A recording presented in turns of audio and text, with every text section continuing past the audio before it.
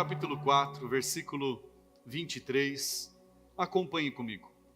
Mas vem a hora, e já chegou, em que os verdadeiros adoradores adorarão ao Pai em espírito e em verdade. Porque são esses que o Pai procura para seus adoradores. Deus é espírito, e é necessário que os seus adoradores o adorem em espírito e em verdade. Vamos ler novamente, lá no 23. Mas vem a hora, e já chegou, em que os verdadeiros adoradores adorarão o Pai em espírito e em verdade. Porque são esses que o Pai procura para seus adoradores. Deus é espírito, e é necessário que os seus adoradores o adorem em espírito e em verdade. Fale com Deus neste momento, feche os teus olhos, peça para Ele falar ao seu coração nesta noite. Senhor, meu Deus e Pai, essa é a Tua palavra, Deus. Senhor, fala conosco, Pai, fala aos nossos corações, fala, meu Deus, às nossas mentes, que as nossas mentes sejam transformadas pela renovação da Tua palavra, que os nossos corações, ó Pai, estejam, meu Deus, alicerçados em Ti, em todo o tempo, Pai. Meu Deus, que sejamos verdadeiros adoradores, que possamos, meu Deus, exercer a adoração verdadeira diante do Senhor em todo o tempo, em nome de Jesus. Diga amém. Assente-se no seu lugar. Glória a Deus. A palavra que nós lemos é um texto muito conhecido. É necessário que aqueles que o adoram, o adorem em espírito e em verdade. Em espírito e em verdade. O adorar em espírito e em verdade é você estar envolvido na adoração. Pastor, a adoração é esse momento do culto que nós cantamos ao Senhor, que nós entoamos louvores, o momento da música na igreja, a adoração. Mas essa é a adoração que foi construída ao longo dos anos e os termos foram sendo utilizados de forma equivocada. E a adoração se transformou hoje, quando fala vamos adorar a Deus, a gente pensa muito em louvor, em cantar, em louvar a Deus. Mas a adoração, ela é muito mais profunda do que isso. A adoração, ela é muito mais do que o cantar a Deus. O cantar a Deus é importante, irmãos. Nós entoarmos louvores ao Senhor é lindo demais. Expressa a nossa alma diante dEle. É onde nós rasgamos o nosso coração, onde nós abrimos o nosso coração e nós permitimos que o Espírito trabalhe na nossa mente. É no momento do louvor, de cantarmos a Deus. Você já ouviu um ditado que fala por aí? Quem canta... E só meia dúzia. Quem canta... Já ouviu isso? Quem canta os seus males espanta. Se a gente for procurar na Bíblia, não tem isso. Mas tem algo parecido. Que Davi tocava ali a harpa, tocava um instrumento, e o espírito maligno que estava em Saul, ele batia em retirada. Então, quem canta os males espanta, não é? E você já ouviu eu falando, a pastora falando, a respeito de nós colocarmos dentro do nosso lar louvores, colocar lá na televisão, no YouTube, seja no que tiver lá que você tem acesso, colocar louvores para você ouvir na tua casa, se no trabalho você consegue, coloque lá louvores, músicas que vão edificar a sua vida, porque às vezes eu vejo as pessoas ouvindo as músicas do mundo, e tem uma música bonitinha aqui, tem outra ali, mas irmãos, para falar a verdade, isso não edifica ninguém, não edifica a nossa vida, é puro entretenimento, é só diversão, mas a diversão por si só, ela não edifica a nossa vida, não restaura a nossa alma, não cuida das nossas vidas, mas quando nós louvamos a Deus, quando nós cantamos louvores ao Senhor, isso sim traz algo de bom para nós, traz algo de frutífero para as nossas vidas. Então, cantar louvores, tocar louvores, é lindo, é bênção para nós. Amém, irmãos? Amém, igreja? E nós precisamos entender que tudo na nossa vida é pelo Senhor. Tudo que nós fazemos é por Deus. Romanos, abra sua Bíblia lá em Romanos. Romanos capítulo 11. Romanos capítulo 11, versículo 36. Romanos 11, 36, diz assim: porque dele, por meio dele e para ele são todas as coisas. Fala comigo assim: porque dele, por meio dele e para ele são todas as coisas. Olha só, porque dele, por meio dele e para ele são todas as coisas. A ele seja a glória para sempre. Amém. Porque dele, por meio dele e para ele são todas as coisas. O que está dizendo? Se foi Deus que criou tudo, tudo é para ele. Porque dele, por meio dele e para ele, todas as coisas foram criadas. Foi ele quem criou, por meio dele foram criadas, e para ele essas coisas foram criadas. Então, se Deus criou todas as coisas, e Deus criou todas as coisas, Deus nos criou, amém, irmãos? Então você foi feito para a glória dele, você foi feito para ele, para Deus. Tudo foi feito para Deus, o louvor foi feito para Deus. Só que nós estamos falando aqui da adoração verdadeira. E a adoração verdadeira, nós precisamos entender, e até o Richard me mandou um vídeo esses dias, e veio de encontro com o que eu estava preparando para a mensagem de hoje. Falei, puxa vida, é exatamente isso. Era a pecinha do quebra-cabeça que faltava. E aí, falei, puxa, é isso. A verdadeira adoração. E aí nós precisamos entender que a adoração, quando a gente vai interpretar a Bíblia, nós precisamos entender a Bíblia a partir da Bíblia. Nós não conseguimos entender a Bíblia a partir de filosofia, a partir dos nossos pensamentos, daquilo que a gente acha ou deixa de achar. Mas toda a Bíblia, ela é compreendida a partir dela. E nós precisamos pegar o primeiro exemplo de cada coisa que acontece no reino, na história bíblica, no que está escrito na palavra de Deus, e a partir daquilo todo o resto segue o modelo. E quando nós vemos o primeiro ponto onde nós entendemos a adoração, onde nós observamos que alguém foi adorar a Deus, então a partir daí nós entendemos a adoração como um todo. E a primeira pessoa que falou a respeito de adorar a Deus, que nós vemos registrado, foi um homem chamado Abraão. Abra sua Bíblia lá em Gênesis. Gênesis capítulo 22. Gênesis 22, no versículo 4. Gênesis 22, versículo 4. Acompanhe comigo. Diz assim: no terceiro dia, Abraão ergueu os olhos e viu o lugar de longe. Então disse aos servos: esperem aqui com o jumento. Eu e o rapaz iremos até lá, e depois de termos adorado, fala comigo assim, depois de termos adorado, voltaremos para junto de vocês. Olha só, Abraão pegou a lenha do holocausto e colocou sobre Isaque, seu filho. Ele, por sua vez, levava nas mãos o fogo e a faca. Assim, os dois caminhavam juntos. Abraão foi o primeiro que declarou aqui a respeito de adoração, de adorar. Ele falou, olha, os servos vão ficar aqui, eu e o menino Isaque vamos até lá, e depois de termos adorado, voltaremos. Depois de termos adorado. Então, eles foram adorar a Deus.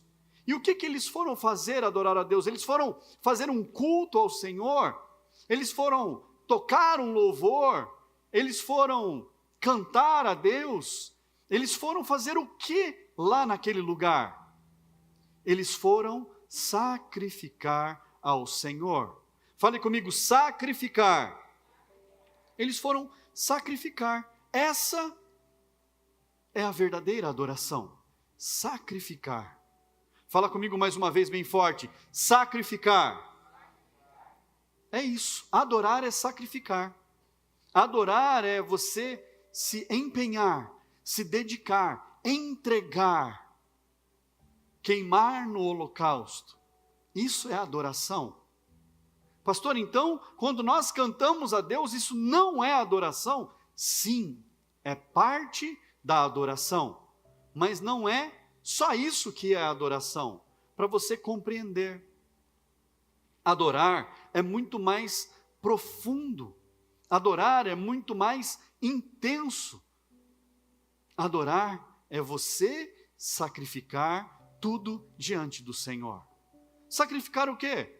Sacrificar uma noite de domingo de passeio em família, isso é adorar a Deus.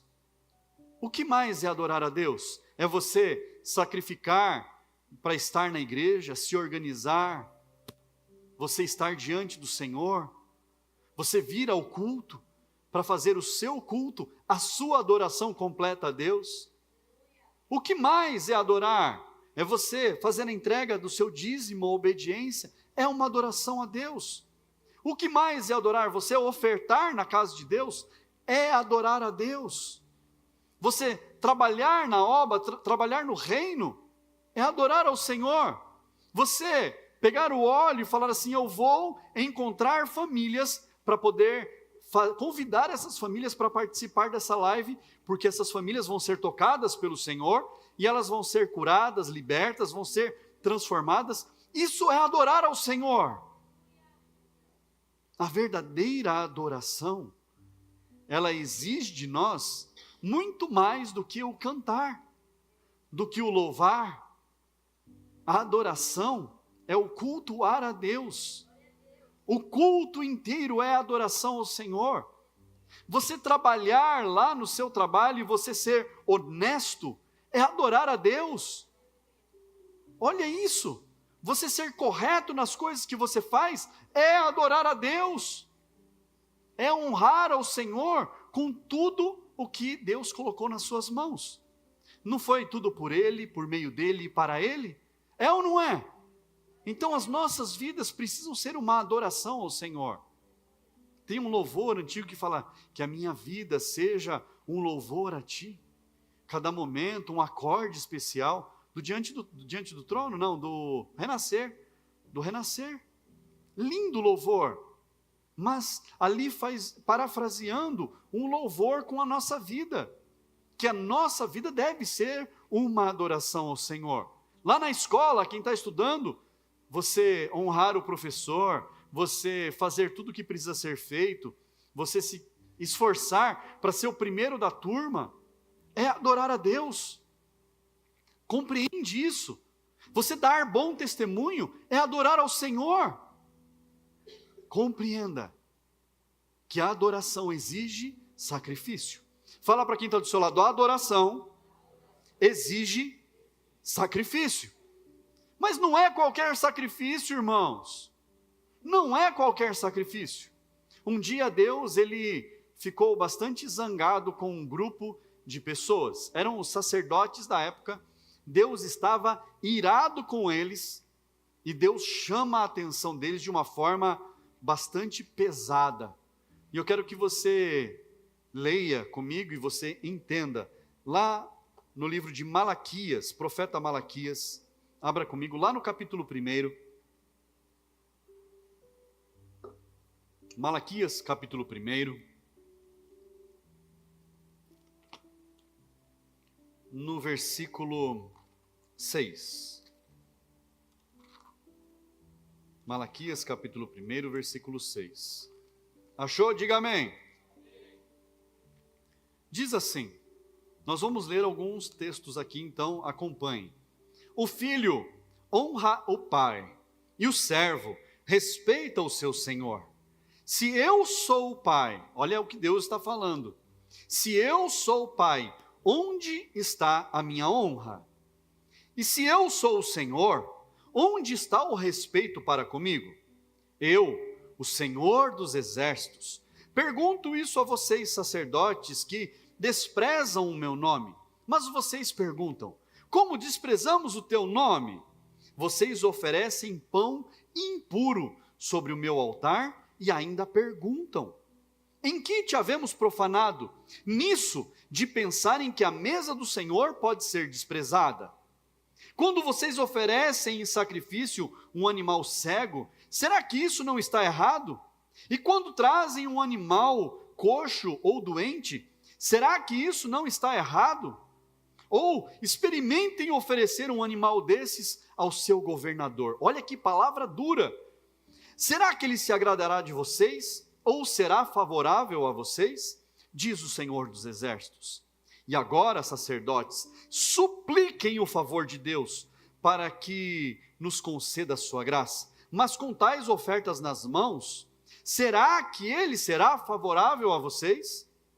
Diz o Senhor dos Exércitos: quem dera houvesse entre vocês alguém que fechasse as portas do templo, para que não acendessem em vão o fogo do meu altar. Eu não tenho prazer em vocês. Olha que palavra dura, diz o Senhor dos Exércitos. Nem aceitarei as suas ofertas, mas desde o nascente do sol até o poente, é grande o meu nome entre as nações. Em todos os lugares lhe é queimado incenso e são trazidas ofertas puras, porque é grande o meu nome entre as nações, diz o Senhor dos Exércitos. Mas vocês estão profanando o meu nome quando pensam que a mesa do Senhor é impura e que a comida que é oferecida sobre ela pode ser desprezada.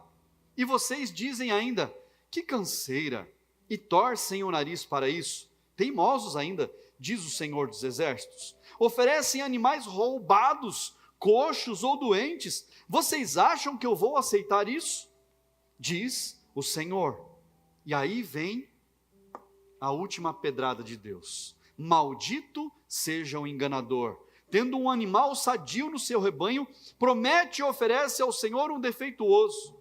Porque eu sou o grande rei, diz o Senhor dos Exércitos, e o meu nome é terrível entre as nações. Deus está falando para os sacerdotes, está falando para eles: olha, vocês estão desprezando a minha mesa, vocês estão desprezando o meu altar, vocês estão achando que qualquer coisa pode ser oferecida, vocês estão pegando os sacrifícios que o povo está trazendo e estão oferecendo qualquer coisa diante de mim. Estão oferecendo o cego, o coxo, estão oferecendo o defeituoso, estão oferecendo para mim o roubado. Você acha que eu me agrado disso? Olha que palavra dura, e Deus está falando aqui daquilo que era ofertado diante dele, das ofertas que eram trazidas diante do altar. Sabe aquela pessoa, eu sei que aqui não tem ninguém assim, porque você já aprendeu a respeito disso, mas aquela pessoa que procura a nota na carteira, aquela nota mais surrada, a pior de todas, e fala que isso aqui eu vou entregar na casa de Deus. Porque a pessoa se sente na obrigação de vir diante do altar e trazer porcaria. Por quê, irmãos? Desde quando há alguma obrigação de vir diante do altar e trazer o coxo, trazer o cego, o defeituoso? Nós precisamos levar diante do altar do Senhor o melhor. É por isso que todas as vezes e inúmeras vezes a gente fala: faça o seu melhor nas suas condições. Faça o seu melhor. Por quê? Para que a ira do Senhor não venha sobre a sua vida. Para você fazer o melhor e você falar assim: eu estou servindo ao meu Deus. Independente do tamanho da sua oferta, independente do tamanho daquilo que você vai entregar, irmãos. Independente de quanto seja, se seja R$1, se seja 1.000.000, que seja o melhor, feito com capricho, feito com zelo, com cuidado, com dedicação, com empenho. Você está compreendendo isso? Eu já vi, irmãos, eu vi, e não foi aqui, eu louvo a Deus por isso. Gente, na época que não tinha Pix, não tinha essas facilidades, você andava com dinheiro no bolso. E a pessoa ia procurar ali, era R$ 10 que ela ia entregar, ela procurava a nota de 10 assim, mais ferrada que tinha, que estava ali a ponto de rasgar. Se ela não colocasse com cuidado ali na oferta, antes dela cair no fundo do negócio, rasgava. De tão estrupiada que estava. Pô, se a pessoa propôs no coração em ofertar lá aquele valor que seja R$ 10, oferece o seu melhor R$ 10 que você pode oferecer. Dá o seu melhor nas suas condições. E Deus ainda dá um exemplo aqui, ele fala assim, ó, pega isso aí que você está oferecendo para o Senhor dos Exércitos e dá para o seu governador. Vê se o seu governador vai ficar feliz com você. Vê se o seu governador vai ser favorável a você. Vê se o seu governador ele vai exaltar, vai falar, nossa, que presente top que essa pessoa me deu. Um animal defeituoso. Irmãos, adorar a Deus exige de nós sacrifício. Fala comigo, sacrifício. E para ter sacrifício tem que se dedicar, irmãos. Tem que se empenhar, tem que pensar nos detalhes. Já imaginou? Você está fazendo aniversário e alguém trazer um presente para você com uma sacolinha de supermercado? Ia ser legal? Você ia ficar muito feliz com isso? Pessoa entregando o presente, ó, não deu tempo de embrulhar, tá aí, ó. Pode ser o melhor presente, irmãos. A sacolinha do mercado ferra com tudo. Destrói o negócio. Pode ser o presente mais bonitinho possível. Apesar que a pessoa, para entregar numa sacola de mercado, vai entregar qualquer porcaria. Não é assim? É ou não é, irmãos? É ou não é? Mas quando alguém faz aniversário, o que a gente procura fazer? Entregar o melhor, pensar no que a pessoa gosta, quais são os interesses da pessoa. Eu, pelo menos, sou assim. Quando eu vou no aniversário de alguém que me convidam, eu pergunto, o que a pessoa gosta? O que ela gostaria de ganhar? Aí a pessoa me dá ali algumas opções, e dentro das minhas condições, eu vou fazer o meu melhor para aquela pessoa ficar feliz com o que ela vai ganhar. Independente do valor, irmãos. Independente do valor. E eu me lembrei de uma história, o meu bisavô, o João Virginelli, ele se lembrava de todos os filhos e de todos os netos. E todos os aniversários que tinha dos filhos e dos netos, ele dava um pé de moleque e uma paçoquinha. Era o que meu avô dava. Um pé de moleque e uma paçoquinha. E aí um dia o meu pai contando essa história, eu era criança, e o meu bisavô ainda era vivo, ele contando essa história, ele falou assim, eu fui na casa do nono, a gente chamava ele de nono, fui na casa do nono, e já tinha passado o meu aniversário já, semanas, e aí eu fui lá, o nono falou assim, ô Beto, não esqueci não, viu? Ó, vem cá comigo, fui lá no quarto com o nono pegou lá no guarda-roupa uma paçoquinha, e um pé de moleque falou, tá aqui o seu presente de aniversário. Ele falou, nono, obrigado, mas deixa eu perguntar uma coisa para o senhor, por que o senhor nunca pensou em, talvez comprar uma coisa diferente, um presente diferente para cada filho, para cada neto? Ele falou, sabe, as nossas condições não são das melhores, a gente vive bem, mas se eu comprar um presentinho melhor para um filho, aí o outro filho vai ver, ele vai achar que ele também precisa ter um melhor, eu vou ter que comprar. E aí, o neto, ele pode achar que se eu comprar uma coisa menor para ele, ele vai se sentir menor, desprezado. Então, eu não esqueço de aniversário de nenhum dos meus filhos e nem dos meus netos. Mas eu sei que todo ano, independente da condição de que tiver, eu vou conseguir dar uma paçoquinha e um pé de moleque para cada um. Irmãos, você entende que não é um gigantesco presente? Mas o presente não está ali no valor dele, e sim de você ser lembrado. Está entendendo o tamanho da importância que tem o presente? O presente, muitas vezes, não é o valor. E eu falo muitas vezes porque, para algumas pessoas, talvez seja o valor do presente. Mas, para a grande maioria, é o que aquilo vale, e não é no preço. É na intenção, na lembrança. E isso, irmãos, quando nós aplicamos isso no reino de Deus, quando nós aplicamos isso no reino, nós fazemos o melhor. Na hora do louvor, na hora de cantar a Deus, nós erguemos as mãos, nós soltamos a nossa voz, nós pulamos, nós choramos, nós rasgamos o nosso coração, nós nos entregamos a Deus porque nós queremos dar a Ele o nosso melhor. Na hora de trazer a oferta a Deus, eu vou trazer a minha melhor oferta, aquilo que eu posso entregar de melhor diante do Senhor. O dízimo vai ser separadinho, bonitinho, eu vou entregar na casa de Deus com alegria, com o coração alegre. Em tudo que eu for fazer, eu vou colocar o meu empenho, eu vou colocar a minha dedicação. Irmãos, quando nós fazemos isso, Deus, Ele olha dos céus, Ele vê os detalhes, e tudo isso que nós lemos aqui, a gente pode colocar ao contrário.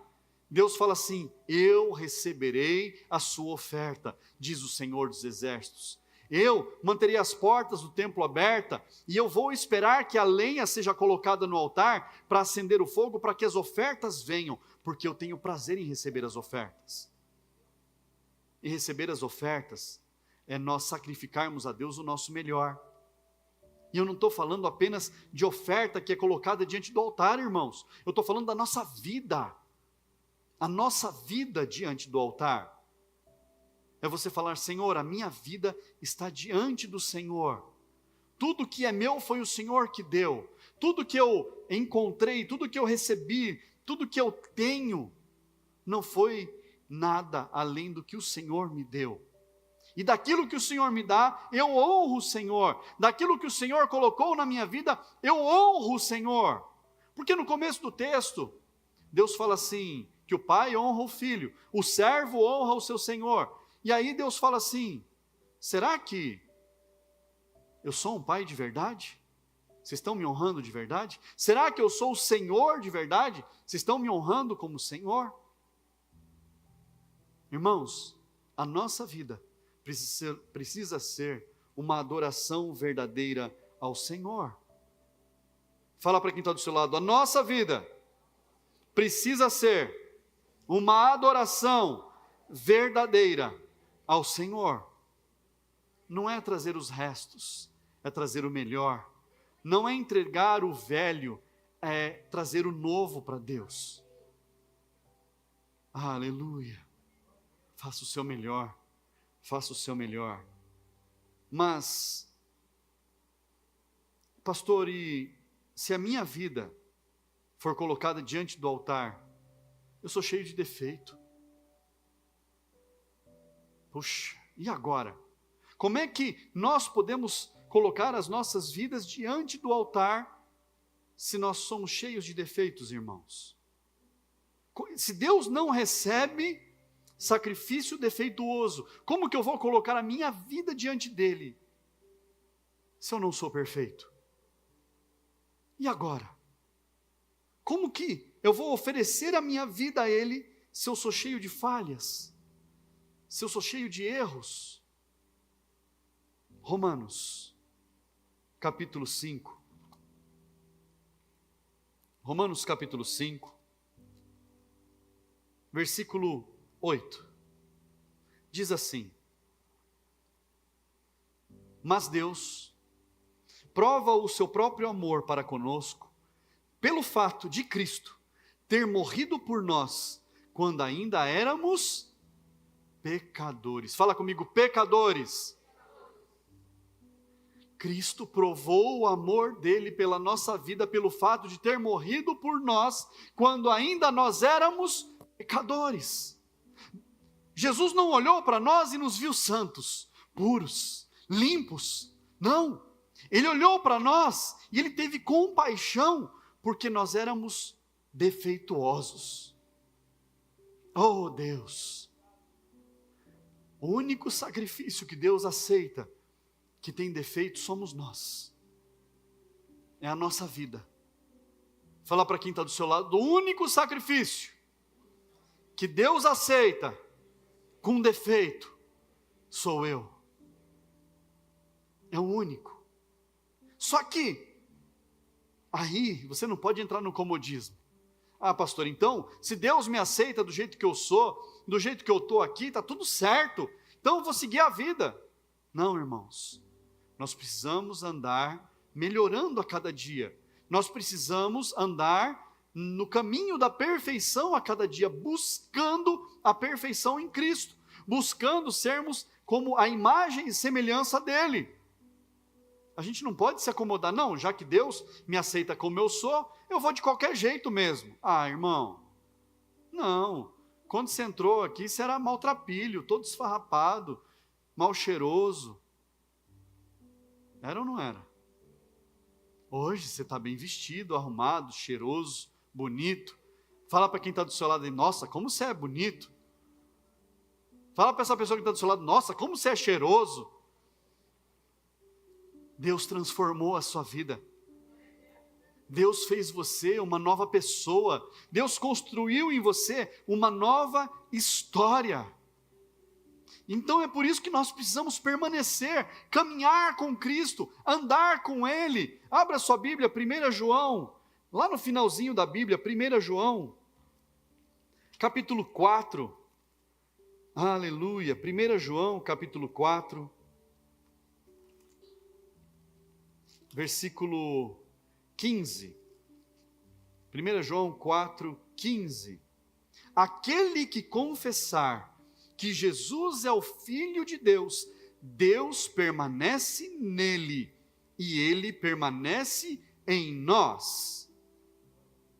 E ele permanece em Deus. Vamos ler de novo. Aquele que confessar que Jesus é o Filho de Deus, Deus permanece nele e ele permanece em Deus. E nós conhecemos o amor e cremos neste amor que Deus tem por nós.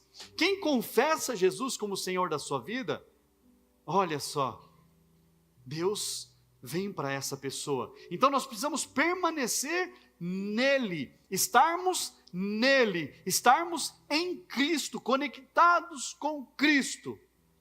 E Apocalipse 21, 5 diz assim: eis que faço novas todas as coisas.